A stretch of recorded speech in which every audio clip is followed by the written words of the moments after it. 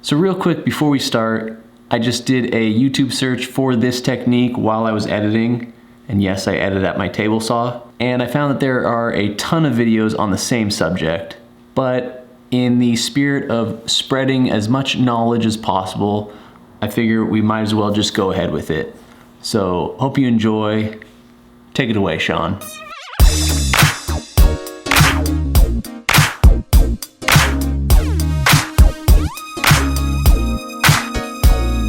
I think if even one person that watches this video hasn't seen this technique before, it makes it worth it, right? Anyways, I know having a jointer of any size is kind of a luxury, and having a wide jointer is especially a luxury, especially for people in small shops. So this technique is a way to make people think you have a big jointer, when in reality, you're actually just flattening wide boards on a small one. Mine's 6 inches wide, which is actually pretty common. Now, if I'm putting together a panel or something, I want to keep the stock that I'm using as wide as possible. Take, for example, the sides on the liquor cabinet that I recently made. I wanted to keep as much width as possible on each piece, and I needed the sides to be super flat so that the lift mechanism worked properly. So here's how I do it. I have this chunk of red oak, and it's about 8 inches wide, so a couple inches wider than my jointer bed. Now, with my jointer, to use the entire width of the bed, I have to remove the fence because of the dust hood and the way these don't go all the way back, and I also have to remove the guard. So, of course, now I'm gonna be extra aware of safety and exactly what I'm doing. But essentially what I do is I run the board over the jointer as I usually would, but just let those 2 extra inches hang out over the edge.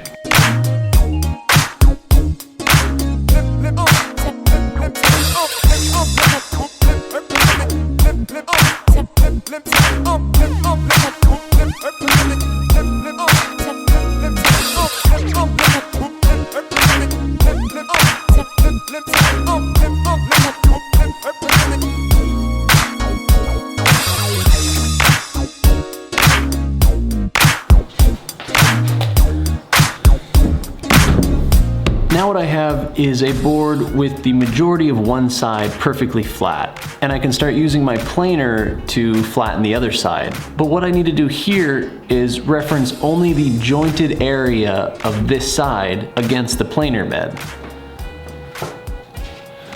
So I use a piece of plywood that is thick enough to raise the unjointed portion of the board off the planer bed. That allows the flat area of that side of the board to be the reference surface. I also add a small block at one end so that the sled and the board get pulled through the planer together.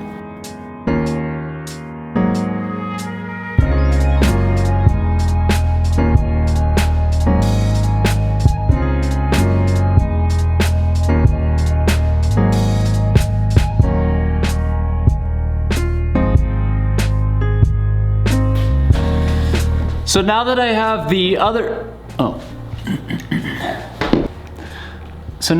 the other side flat and parallel to the original jointed area, all I have to do is flip it over and run it through the planer a few more times to get rid of this originally unjointed area.